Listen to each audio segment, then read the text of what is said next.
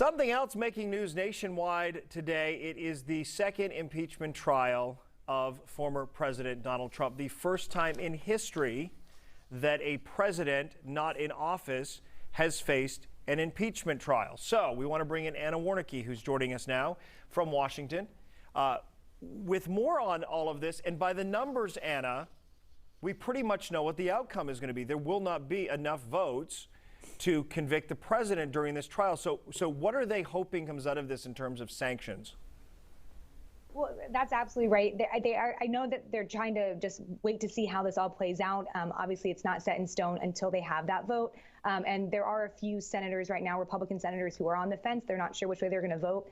But like you said, conviction needs 2/3 majority. So that would need 17 Republicans to vote saying that Trump is guilty and join all 50 Democrats in doing that to reach that 2/3 majority. And so these 5 or 6 right now is not enough to meet that threshold.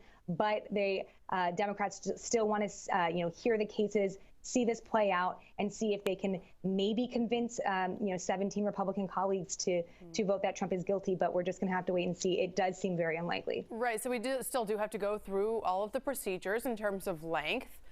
How long is this going to take, Anna? Well, so today we're not even going to start to hear the oral arguments. That's not happening until tomorrow. Today, they agreed that they were going to have 4 hours of a debate, basically to decide whether or not they should be having this trial and whether or not it's constitutional for a former president to be prosecuted. And so they'll go through that. They'll vote tonight as well to see if they should proceed forward with the trial, which it will likely pass. And tomorrow the oral arguments will start. But then that's 18 hours each side has to present their case. 16 hours each side has to present their case. And so this will likely go at least several days, likely well into next week. Now, I also understand, we know the former president had a legal team that quit. He had to assemble legal counsel. That took a little time. If the conviction isn't handed up by a 2/3 majority vote, a simple majority could still vote to disallow him from running for future office. What are the prospects of that? Yeah, so that vote would happen after this whole trial wraps up, and Democrats seem very confident that that would happen, and that's going to happen. Again, we're going to have to wait and see all these Republicans who are kind of on the fence right now, which way that they're going to go, and see if as both the Trump's legal team and the House impeachment managers make their case.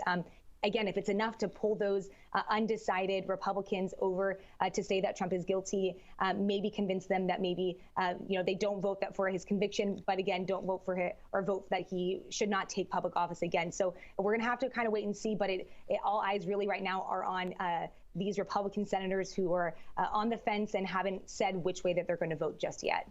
Anna, thank you. I hope you just enjoy going through the process, right? This is something that we have not seen. We've seen this before, but we haven't seen this before. So this will be a unique one to cover. We appreciate your insight and for getting us all up to speed here. Thank you. And it's going to be on all the networks beginning at 1 o'clock Eastern. It's going to be on CW33.com as well, streaming there. Of course, C-SPAN will have it covered wall to wall, cable networks. They're saying it could, Jenny, take only a matter of days once they decide on the constitutionality of the trial. So we know from the beginning, President Biden has said, not necessarily an endorsement of this. He said if this is something the Senate can do, concurrent with getting administration positions and cabinet positions approved, then that's up to you. It's like, look, if you can get your homework done and play your video game, fine.